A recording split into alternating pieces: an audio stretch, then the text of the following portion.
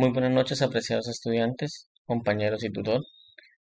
Mi nombre es Alder Ramírez Carrillo, pertenezco al CCAB de Cúcuta y pertenezco al programa de Tecnología en Radiología e Imágenes Diagnósticas. En esta noche de hoy, como parte de nuestra tarea, les vengo a hablar sobre la columna lumbar. Entonces, en primera instancia, la columna lumbar eh, hace parte de la columna vertebral en su tercer segmento, el cual se articula con la columna torácica y con el sacro. Entonces, para empezar a hablar, nos vamos al término de columna. El término de columna lumbar hace referencia a la parte más baja de la espalda, donde la columna se curva hacia el abdomen, comienza alrededor de 5 a 6 centímetros por debajo de los omóplatos. Se conecta con la columna torácica, como ya lo había dicho, en la parte superior y se extiende hacia abajo con la columna sacra.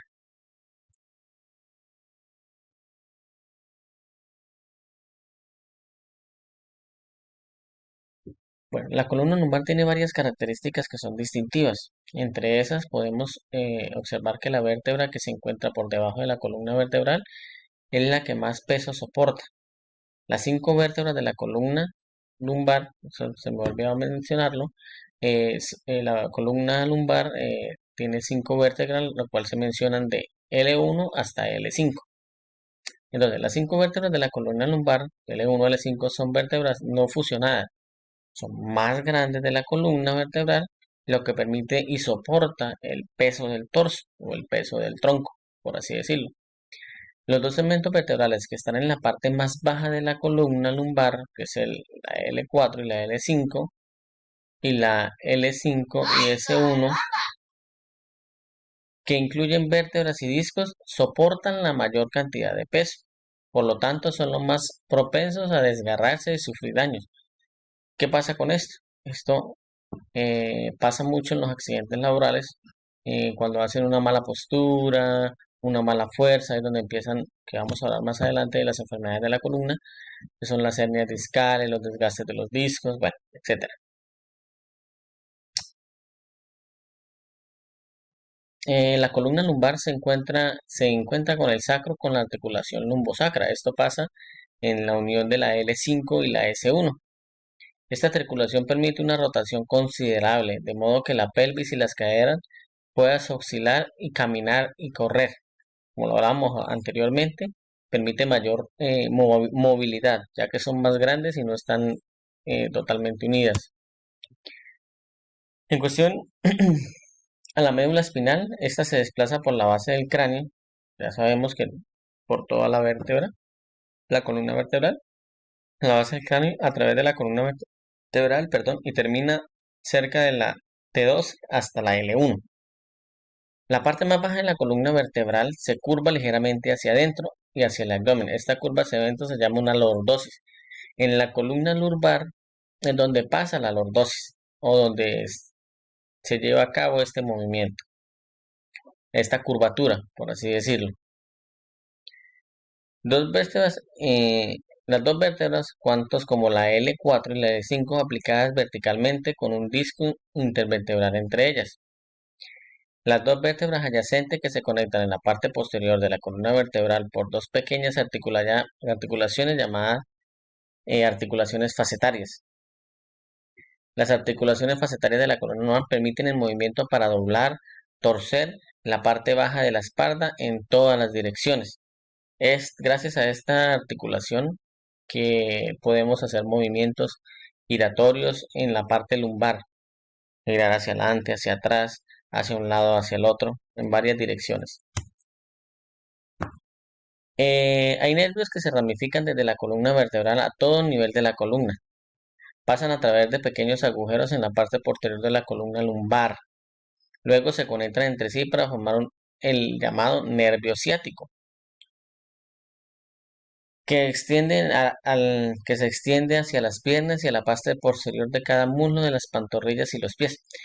En esta parte, en la zona lumbar, es donde, pues, saliéndonos un poquito del tema, es donde los anestesiólogos hacen la punción lumbar o la anestesia raquídea que eso pues no viene al tema, pero quiero dejarlo dicho. Hacen la punción lumbar, hacen el bloqueo con la anestesia raquidia y duermen de la cintura hacia abajo al paciente. Gracias a esto, porque en la columna lumbar se ramifican los nervios que van hacia todos los miembros inferiores. Entonces, algunas funciones de la columna. Entonces, vamos a ver las funciones como protección. Entonces, ¿qué protege? La médula espinal y las raíces nerviosas.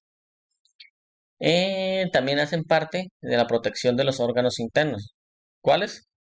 Como el intestino, el hígado, porque hacen parte de, por llamarlo así, la parte abdominal o el cajón abdominal del tronco y protegen estos órganos internos. Eh, Otras funciones de apoyo estructural. Entonces, ¿por qué de apoyo estructural? Porque da apoyo a la cabeza, a los hombros, pues ya esto en la parte como la columna eh, vertebral completa, cabeza, hombros, al pecho, conecta la parte superior con la inferior del cuerpo, da equilibrio y distribución del peso. Una función en base de ejecución, pues aquí en esta se insertan muchos ligamentos, muchos tendones y muchos músculos.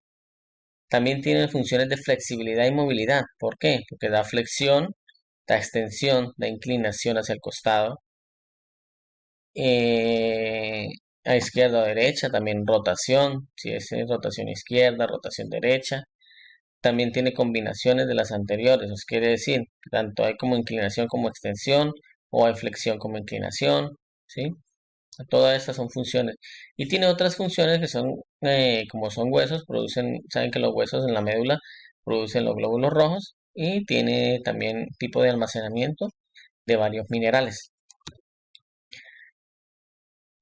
Entonces, la columna lumbar. Esta es una vértebra de la columna lumbar. ¿Sí? Esta imagen fue tomada del libro de la García Urrey, que me parece un excelente libro. Podemos ver cada una de las partes. ¿Sí? Podemos ver el cuerpo de la vértebra lumbar.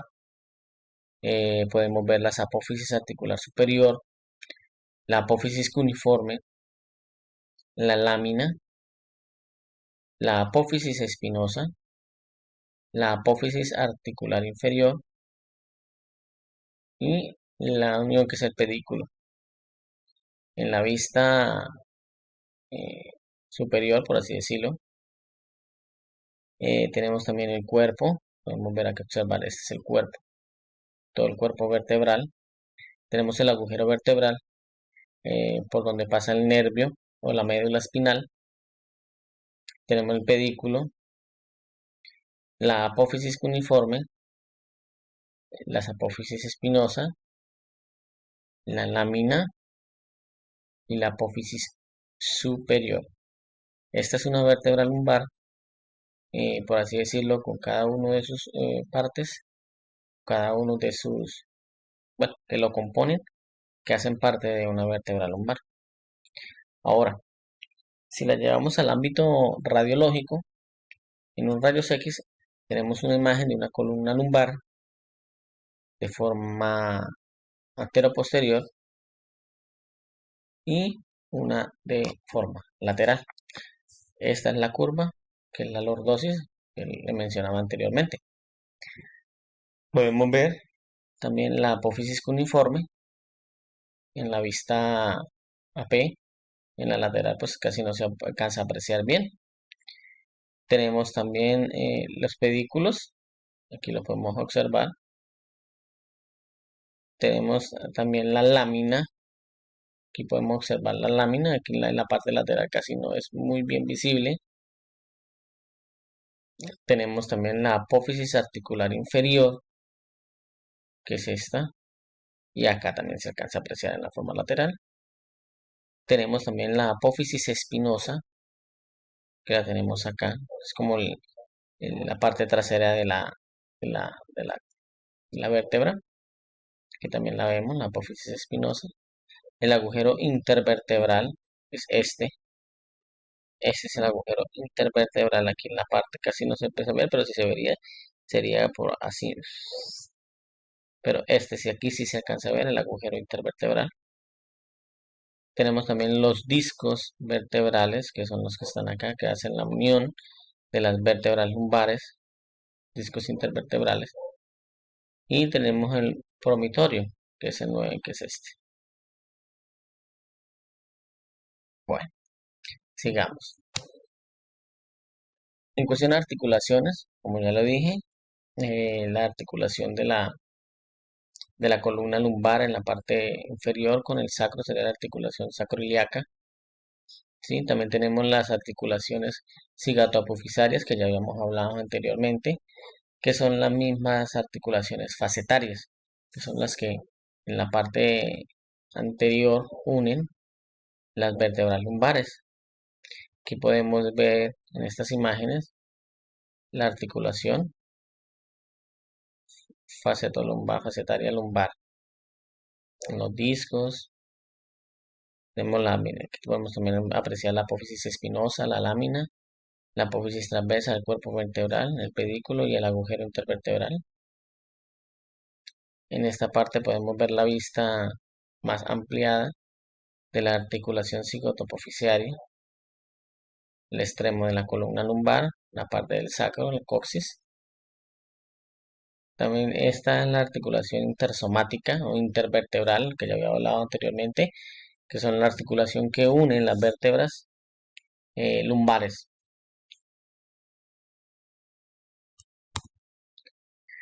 Bueno, en cuestión de enfermedades de la columna lumbar. La columna lumbar, pues tenemos muchas enfermedades, ¿sí? Pero la mayoría de ellas vienen por el desgaste, por un mal esfuerzo físico, por una mala movilidad.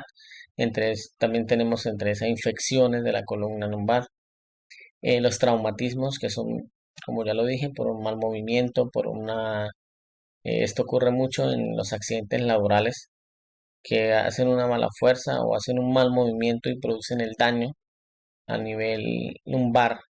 Por eso es la famosa lumbalgia que llega mucho al servicio de urgencia.